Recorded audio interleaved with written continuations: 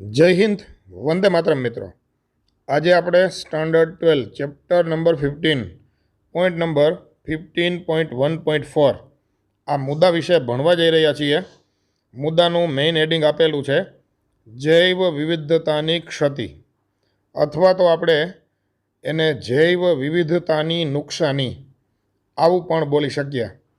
English में आपणे एने कहेशुं लॉस ऑफ बायोडाइवर्सिटी। इंग्लिश में આપણે એને શું કહેશું? Loss of biodiversity. મતલબ પૃથ્વી ઉપર જૈવ વિવિધતા ઘટતી જાય છે તો એનાથી કેટલી નુકસાની જઈ રહી છે તેના વિશેની ચર્ચા આપણે આ મુદ્દાની અંદર કરવાના છીએ। તો ચાલો શરૂ કરીએ। જ્યારે કોઈ નવી જાતિઓનો પૃથ્વીના ખજાનામાં ઉમેરો થાય, ખજાનો મતલબ તિજોરી, ટ્રેઝરી, તો પૃથ્વીના ખજાનામાં અથવા તો પૃથ્વીની તિજોરીમાં કોઈ નવી જાતિનો ઉમેરો થાય, કઈ રીતે? તો કે જાતિ ઉદ્વિકાસ દ્વારા અથવા જાતિ ઉદ્ભવ દ્વારા। માનો કે વાંદરામાંથી ઉદ્વિકાસ થઈ અને મનુષ્ય બને છે તો પૃથ્વીના આ ખજાનામાં એક જાતિ ઉમેરાય છે, આવું આપણે કહી શકીએ। તો એ ઉદ્વિકાસને લીધે નવી નવી જાતિઓ આ પૃથ્વી ઉપર અસ્તિત્વમાં આવે તો આ વાત છે એ થોડી આપણને શંકાસ્પદ લાગે કે આવું કંઈ બનતું હશે કે એક જાતિમાંથી રૂપાંતર થઈ બીજી, ત્રીજી, ચોથી એવી ઘણી બધી જાતિ બનતી હશે। એ આપણને થોડું શંકાસ્પદ લાગે, પણ આપણને એ વાતમાં કોઈ શંકા નથી કે એ જાતિઓને સતત નુકસાન થઈ રહ્યું છે। મતલબ એ વાતમાં આપણને કોઈ શંકા નથી કે આ પૃથ્વી ઉપરથી અલગ અલગ જાતિઓ એ લુપ્ત થઈ રહી છે, મતલબ નાશપ્રાય બની રહી છે અથવા તો આ પૃથ્વીને છોડીને જઈ રહી છે। આગળ આપેલું છે કે આપણા ગ્રહ એટલે કે આપણી પૃથ્વી એની જૈવિક સંપદા, સંપદા મતલબ સંપત્તિ, તો આપણી પૃથ્વીની જે જૈવિક સંપત્તિ મતલબ જે જુદા જુદા સજીવો આ પૃથ્વી ઉપર છે એ ધીમે ધીમે ઘટી રહ્યા છે। સોરી ધીમે ધીમે નહીં, ખૂબ જ ઝડપથી ઘટી રહ્યા છે। એટલે શરૂઆતમાં ધીમે ધીમે ઘટતા, પણ અત્યારની જે ઝડપ છે એ ખૂબ વધી ગઈ છે, બરાબર। અને આક્ષેપિત આંગળી સ્પષ્ટપણે માનવ પ્રવૃત્તિ તરફ ચિંધાઈ રહી છે। હવે આ એટલું કહેવા માગે છે કે હાલના સમયમાં પૃથ્વી ઉપર જે સજીવોની અલગ અલગ વેરાયટીઓ છે એ ખૂબ ઝડપથી ઘટી રહી છે, અને એ ઘટવાનું કારણ તો કે મનુષ્યની પ્રવૃત્તિ છે। મનુષ્ય અલગ અલગ ઉદ્યોગો સ્થાપે, રોડ રસ્તા રેલવે લાઇન બનાવે, ડેમ બનાવે, જંગલો કાપી નાખે અને પ્રદૂષણ ફેલાવે। તો આવા ઘણા બધા કારણો છે કે જે મનુષ્ય દ્વારા થતી પ્રવૃત્તિ એને લીધે પૃથ્વી ઉપર જૈવ વિવિધતાને નુકસાની પહોંચી રહી છે અને ઘટી રહી છે। આગળ આપેલું છે કે માનવી દ્વારા ઉષ્ણકટિબંધીય પ્રશાંત વિસ્તારના બરફ આચ્છાદિત ટાપુઓ, મિત્રો અહીંયા એક ભૂલ છે। ઉષ્ણકટિબંધીય પ્રશાંત વિસ્તાર, જેને ઇંગ્લિશમાં કહેવાય ટ્રોપિકલ પેસિફિક આઇલેન્ડ, પેસિફિક સમુદ્ર છે અને એની અંદર આવેલા ઘણા બધા આઇલેન્ડ કે જે ઉષ્ણકટિબંધના વિસ્તારમાં છે। ટ્રોપિકલનો મતલબ થશે ઉષ્ણકટિબંધ। હવે ઉષ્ણકટિબંધ એટલે એ ગરમ પ્રદેશ છે, સૂર્યના કિરણો ત્યાં સીધા પડે છે। આ બરફ આચ્છાદિત આટલું તમારે ચેકી નાખવું। આ જે આપણી ટેક્સ્ટબુક છે એનું ઇંગ્લિશ વર્ઝન છે, એમાં આ બરફ આચ્છાદિત શબ્દ લખેલો નથી, ગુજરાતીમાં ખબર નહીં ક્યાંથી આવી ગયો છે। ચાલો રેડી। આપણે શું કરેલું છે તો કે ઉષ્ણકટિબંધની અંદર જે પ્રશાંત મહાસાગર છે એમાં જે ટાપુઓ હતા ને એ ટાપુઓ ઉપર પહેલાં મનુષ્ય રહેતા નહોતા। ધીમે ધીમે જેમ જેમ એ ટાપુઓ વિશેની માહિતી મળતી ગઈ તેમ મનુષ્ય એ ટાપુ ઉપર પહોંચી ગયો છે અને એ ટાપુ ઉપર ધીમે ધીમે મનુષ્યનું વસાહતીકરણ શરૂ થયું, મતલબ ત્યાં વસવાટ શરૂ થયો, અને વસવાટ શરૂ થયો ને એને લીધે ત્યાં જે સ્થાનિક પક્ષીઓ હતા ને એની 200થી પણ વધારે જાતિઓ લુપ્ત થઈ ગઈ છે। મનુષ્યના વસવાટને કારણે 200થી વધારે જાતિ। વળી પાછી અહીંયા એક ભૂલ છે, આ 200 છે એ તમે સુધારી નાખજો અને ત્યાં 200ની બદલે 2000 જાતિઓ કરી નાખજો, કારણ કે ઇંગ્લિશ વર્ઝનની અંદર 2000 આપેલું છે. આ ટેક્સ્ટ બુકની જે ઇંગ્લિશ આવૃત્તિ છે એની અંદર ત્યાં 200ની બદલે શું આપેલું છે તો કે 2000. હવે એમાં ક્યારે શું તમારે ધ્યાનમાં રાખવું એ મેં તમને એકદમ ક્લિયર કીધેલું જ છે. તમારે ઇંગ્લિશ વર્ઝનની બુક પણ તમારે સાથે લઈ લેવાની છે. માનો કે તમે બોર્ડનું પેપર ભરતા હો કે ગુજકેટનું પેપર ભરતા હો તો ગુજરાતી વર્ઝન ધ્યાનમાં રાખવું, અને જો તમે નીટનું પેપર ભરતા હો તો તમારે ઇંગ્લિશ વર્ઝન ધ્યાનમાં રાખવું પડશે. એટલે ખબર નહીં ટેક્સ્ટ બુકની અંદર આવી મિસ્ટેકો કઈ રીતે રહી ગઈ છે. ખરેખર તો આ બહુ ગંભીર બાબતો કહેવાય, કારણ કે આને આધારે વિદ્યાર્થીઓને અન્યાય થઈ શકે. બરાબર છે, પણ આપણે એ અન્યાયનો ભોગ ન બનીએ એટલા માટે આપણે શું કરવાનું થાય, આપણે ગુજરાતી વર્ઝન પણ ધ્યાનમાં રાખવાનું થાય, બોર્ડ અને ગુજકેટમાં એ મુજબ લખવાનું થાય, અને નીટની એક્ઝામ હોય તો એની અંદર ઇંગ્લિશ વર્ઝન મુજબ લખવાનું થાય. તો જે ચેપ્ટર આપણે ચાલે એ ચેપ્ટર પૂરું થાય એટલે એ જ ચેપ્ટર ઇંગ્લિશની બુકમાંથી તમારે એક વખત ખાલી જોઈ લેવાનું છે. ઇંગ્લિશમાં તમે કાંઈ પાકું ના કરો તો એની જરૂરિયાત નથી, પણ જોઈ લેવાનું છે. બરાબર. ઘણાએ ઇંગ્લિશ આવૃત્તિ લીધેલી ના હોય અને લેવા માગતા ન હોય તો કાંઈ વાંધો નહીં. મોબાઈલની અંદર તમારી પાસે જો એન્ડ્રોઈડ ફોન હશે તો એમાં પ્લે સ્ટોરની અંદર એક એપ્લિકેશન છે ઈ પાઠશાલા. આ એપ્લિકેશન ઇન્સ્ટોલ કરી લેવાની છે. NCERTની જ એપ્લિકેશન છે અને એની અંદર બધા સબ્જેક્ટની બધા ધોરણની ટેક્સ્ટ બુકો તમને મળી જશે. ચાલો રેડી. તો અહીંયા 200ની જગ્યાએ 2000 કરી દેજો. હું અહીંથી આ વાક્ય ફરીથી ખાલી સમજાવી દઉં છું કે ઉષ્ણકટિબંધના પ્રશાંત મહાસાગરના વિસ્તારમાં જે ટાપુઓ છે, બરાબર કે નહીં, આ તો આપણે ચેકી નાખ્યું છે. તો પ્રશાંત મહાસાગરના ટાપુઓમાં મનુષ્યનું વસાહતીકરણ થઈ ગયું ને, મતલબ એને ત્યાં કોલોની બનાવેલી છે, મતલબ કોલોનાઇઝેશન થયું, અને એને લીધે ત્યાં સ્થાનિક પક્ષીઓની 2000 કેટલી તો કે 2000થી પણ વધારે જાતિઓ શું થઈ ગઈ છે, લુપ્ત થઈ ગઈ. મતલબ મનુષ્યની પ્રવૃત્તિને લીધે ટાપુ ઉપરની પક્ષીઓની સ્થાનિક જાતિઓ હતી એ લુપ્ત થઈ છે. IUCN નામની મારી એક સંસ્થા જે આગળ આવી ગયું છે, બરાબર છે. IUCN એટલે ઇન્ટરનેશનલ લેવલે કામ કરતી આ સંસ્થા કે જે અલગ અલગ જાતિના સજીવોને બચાવવા માટેનો પ્રયત્ન કરે છે. એ અમુક ચોક્કસ સમયના અંતરે એક યાદી પ્રકાશિત કરે છે જેનું નામ છે રેડ લિસ્ટ. IUCN દ્વારા રેડ લિસ્ટ બહાર પાડવામાં આવે અને એ રેડ લિસ્ટમાં જે સજીવનું નામ આવી જાય તો એવું સમજવું કે એ સજીવ એ નાશપ્રાય વન્યજીવોની યાદીમાં છે. મતલબ એ સજીવની વસ્તી આ પૃથ્વી ઉપર ખૂબ ઘટી ગઈ છે. ચાલો રેડી. તો IUCNએ જે રેડ લિસ્ટ બનાવેલું છે 2004ની અંદર, એ દસ્તાવેજી પુરાવા પ્રમાણે છેલ્લા 500 વર્ષની અંદર 784 જાતિ લુપ્ત થઈ ગઈ છે. બોલો, કોઈ પૂછે કે છેલ્લા IUCN એના રેડ લિસ્ટ મુજબ છેલ્લા 500 વર્ષમાં કેટલી જાતિઓ લુપ્ત થઈ ગઈ છે, તો જવાબ આવે 784, 784. આ 784 જાતિઓની અંદર 338 પૃષ્ઠવંશી પ્રાણી હતા, 359 અપૃષ્ઠવંશી હતા, 87 વનસ્પતિની જાતિ હતી. હવે આ બધાનું તમે ટોટલ કરો તો એ ટોટલ કેટલો થઈ જતો હશે તો કે 784.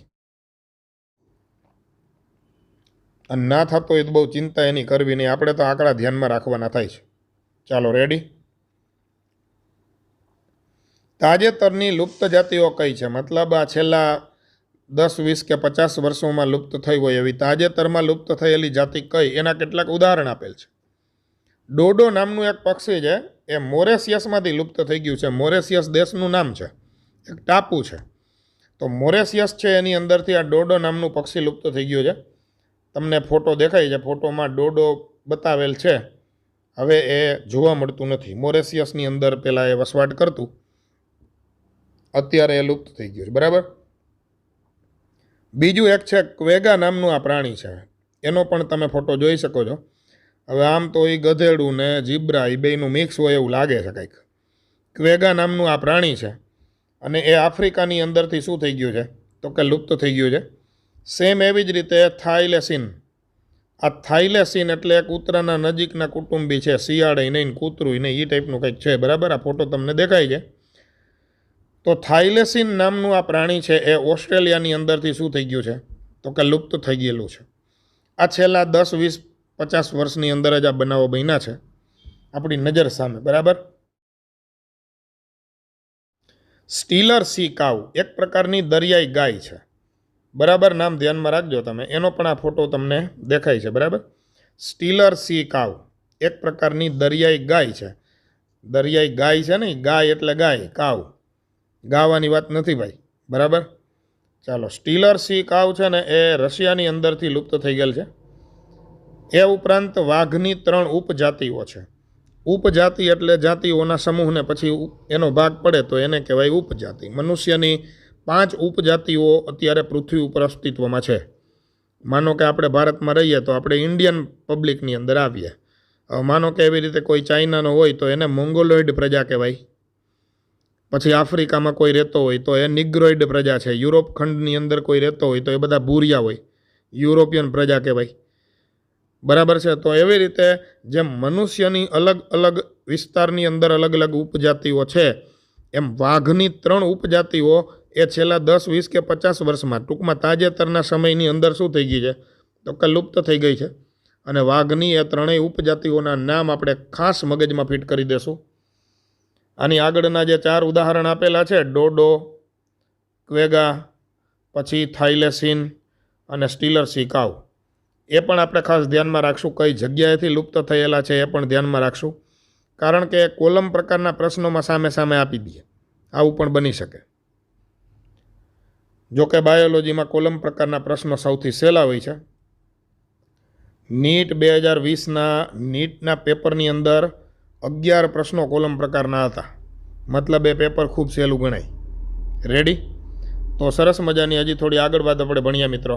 વાઘની 3 ઉપજાતિઓના નામ આપેલ છે, એમાં એક નામ છે બાલી, પછી બીજું આપેલું છે જાવાન અને ત્રીજું આપેલું છે કાસ્પિયન. ચાલો રેડી? તો આ 3 નામ આપણે ખાસ ભૂલશું નહીં. વાઘની કઈ ઉપજાતિઓ લુપ્ત થઈ ગઈ છે, તો કે તાજેતરના વર્ષોની અંદર વાઘની 3 ઉપજાતિ બાલી, જાવાન ને કાસ્પિયન. બધા મારી સાથે બોલશે, બોલો જી. બાલી, જાવાન અને કાસ્પિયન. વાઘની આ 3 ઉપજાતિઓ છે એ કેવી થઈ ગઈ છે, તો કે અદૃશ્ય થઈ ગઈ છે છેલ્લા 20 વર્ષમાં જ. બરાબર સાંભળજો, 27 જાતિઓ અદૃશ્ય થઈ જવાના આપણે સાક્ષી છીએ. ગજબ કહેવાય કે છેલ્લા 20 વર્ષની અંદર 27 જાતિ એ લુપ્ત થઈ ગઈ છે. એના આપણે શું છીએ, તો કે આપણે એના સાક્ષી છીએ.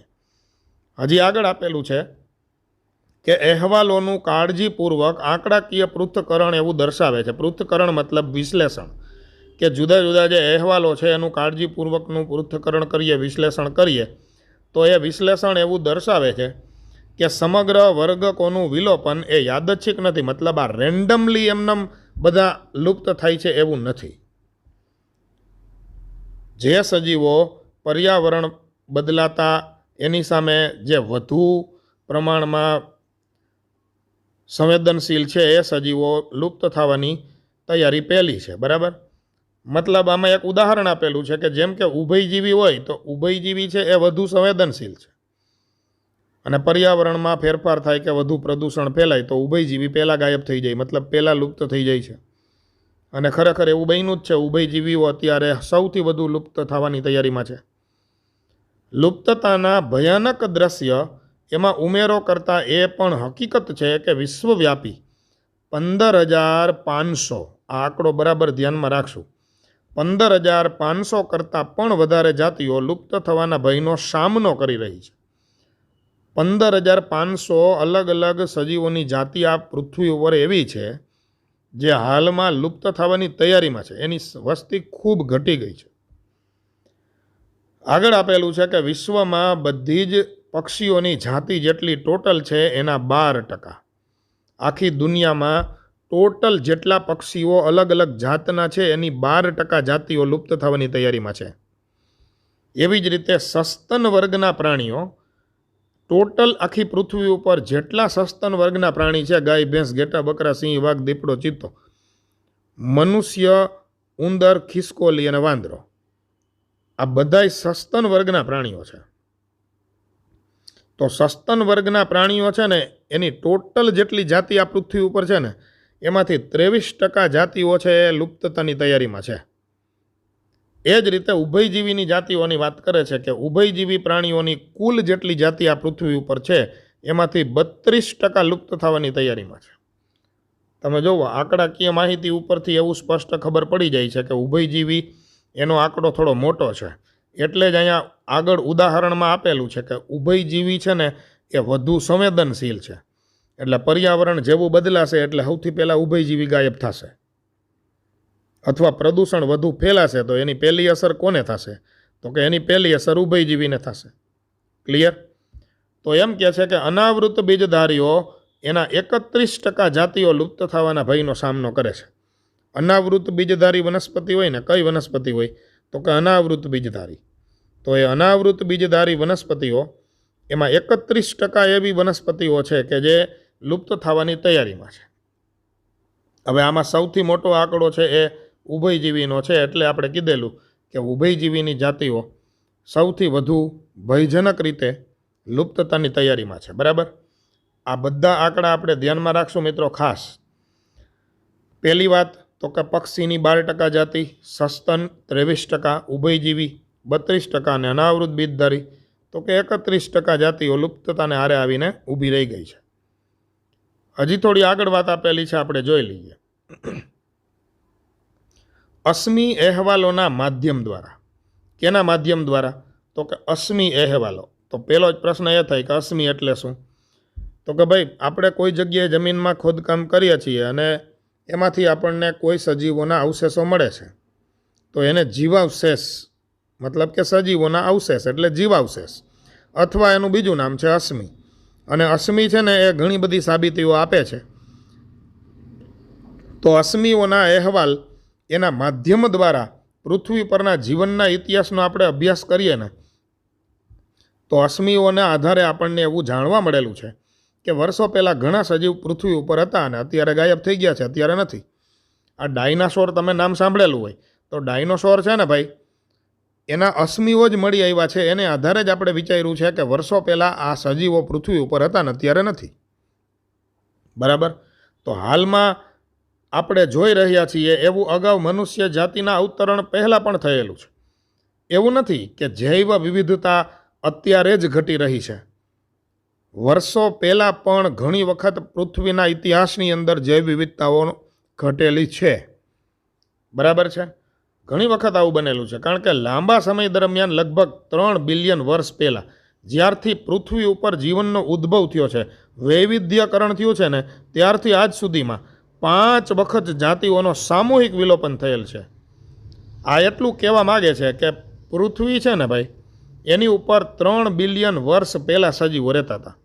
આ પુરાવા મળેલા છે. એમને વાત નથી. આ સચોટ માહિતી છે. સચોટ સાચી માહિતી છે કે 3 બિલિયન. બિલિયન એટલે અબજ થાય હો ભાઈ. બિલિયન એટલે શું થાય? અબજ. આમ તો 300 કરોડ તમે કહી શકો. તો 3 બિલિયન વર્ષ પહેલાં આ પૃથ્વી ઉપર સજીવો અસ્તિત્વમાં હતા. અને પૃથ્વીનો આટલો બધો લાંબો ઇતિહાસ છે તો પૃથ્વીના આ 3 બિલિયન વર્ષના ઇતિહાસમાં પૃથ્વી ઉપર ટોટલ 5 વખત એવું બનેલું છે. કેટલી વખત એવું બનેલું છે? તો કે 5 વખત એવું બનેલું છે કે એક સાથે ઘણી બધી જાતિઓ એ સામૂહિક વિલોપન એનું થયેલું હોય. સામૂહિક વિલોપન એટલે એક જાતિ બીજી જાતિ ત્રીજી ચોથી એવી 200 500 2000 5000 જાતિઓ એક સાથે લુપ્ત થઈ જાય. એને કહેવાય સામૂહિક વિલોપન. તો પૃથ્વીના આટલા બધા લાંબા ઇતિહાસની અંદર સામૂહિક વિલોપનની ઘટના એ કેટલી વખત બનેલી છે? તો કે 5 વખત તો આવું બનેલું છે કે પૃથ્વી ઉપરથી અલગ અલગ જાતિઓ એ વિદાય લઈ લે છે, મતલબ એ લુપ્ત થઈ જાય છે. હવે જે આ થઈ રહ્યું છે ને એ 6ઠ્ઠી વારનું વિલોપન છે. અત્યારે જે ચાલી રહ્યું છે એ 6ઠ્ઠી વખત સજીવોનું વિલોપન થઈ રહ્યું છે. વિનાશ પ્રગતિ પર છે. હવે આપણને એક પ્રશ્ન તો થાય કે 6ઠ્ઠી વખતનું આ વિલોપન આગળના 5 ઘટનાક્રમથી કેવા પ્રકારે અલગ હશે?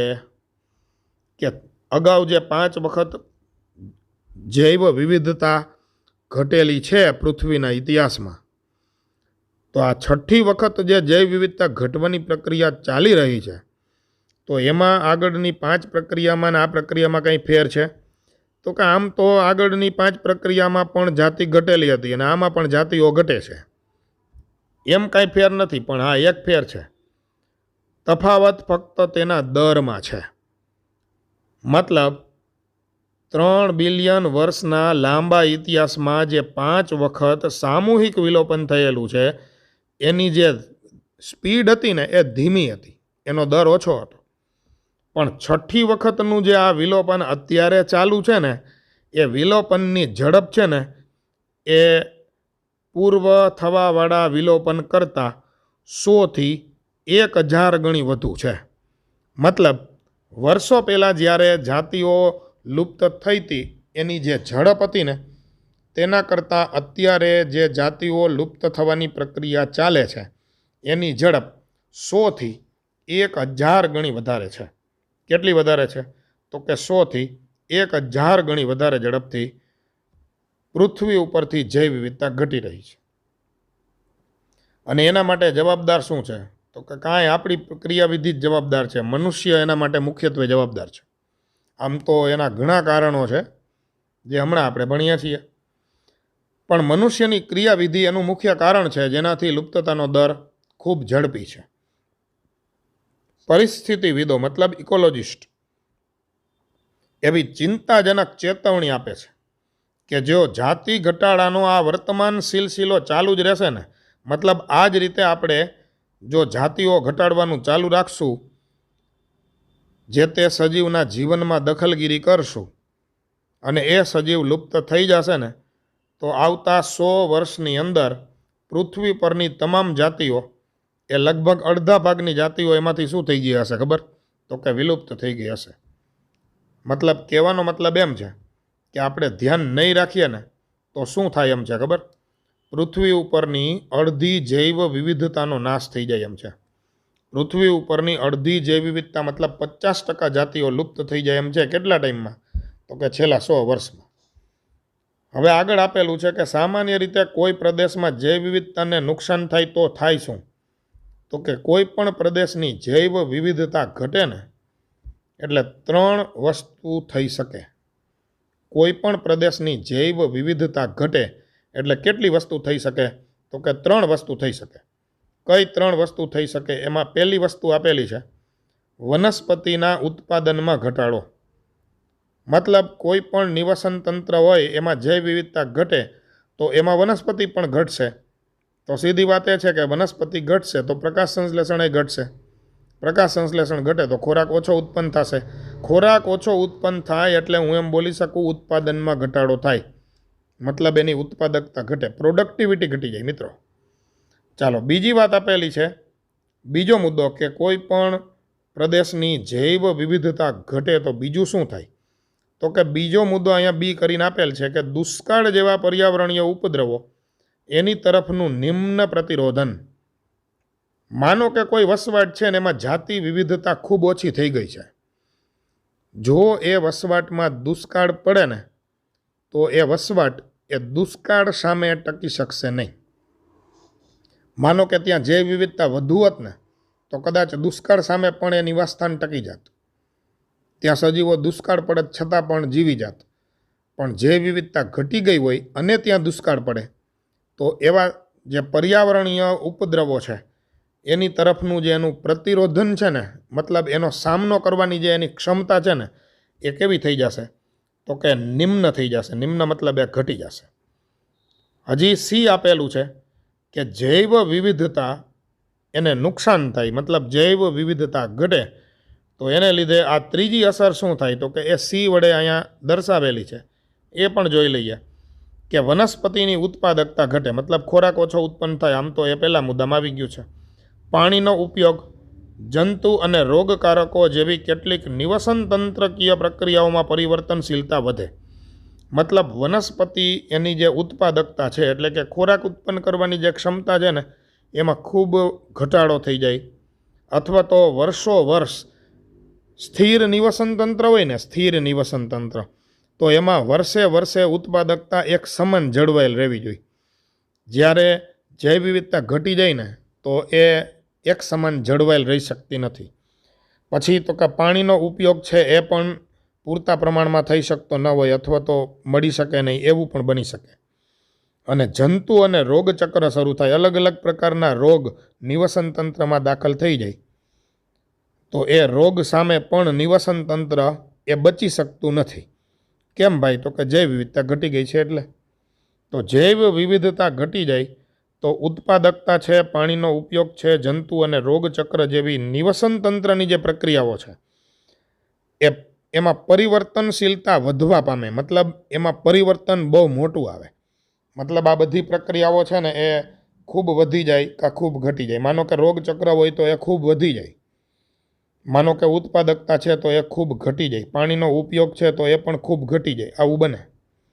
માનો કે આ બધું સ્થિર રહેવું જોઈએ, યોગ્ય પ્રમાણમાં પાણીનો ઉપયોગ થવો જોઈએ, યોગ્ય પ્રમાણમાં ઉત્પાદકતા વર્ષે વર્ષે એક સમાન જળવાઈ રહેવી જોઈએ, રોગનું પણ ચોક્કસ સમયે ઓટોમેટિક નિયંત્રણ થઈ જવું જોઈએ. પણ જૈવ વિવિધતા ઘટી ગઈ હોય તો આ જે ઓટોમેટિક નિયંત્રણો છે એ બધા શું થઈ જાય? તો કે એ અસ્તવ્યસ્ત થઈ જાય. એટલે આપણે એવું કહી શકીએ કે નિવસન તંત્ર સ્થિરતા ગુમાવી દે. અને સ્થિરતા ગુમાવે એટલે જૈવ વિવિધતા વધવાનો દર પછી ઘટી જાય, ઉલટાની જૈવ વિવિધતા ઘટવાનું ચાલુ થઈ જાય. ચાલો, રેડી? તો મિત્રો, સરસ મજાની વાત આપણે કરેલી છે કે જૈવ વિવિધતા ઘટશે તો એની અસર કેવી થશે, એની નુકસાની કેવી થશે. હવે આના પછીના મુદ્દાની અંદર આપણે જૈવ વિવિધતાની નુકસાનીના કારણો એના વિશેની ચર્ચા કરવાના છીએ. તો મિત્રો, આજનું લેક્ચર આપણે અહીંયા સુધી રાખીએ. તમે ચેનલને સબસ્ક્રાઈબ કરેલી ના હોય તો સબસ્ક્રાઈબ કરી લેજો, વિડીયોને લાઇક અને શેર કરી દેજો. આવજો મિત્રો, ફરી મળીશું, સાથે મળી જીવ વિજ્ઞાન ભણીશું. સુતરિયા સરના. જય હિન્દ, વંદે માતરમ.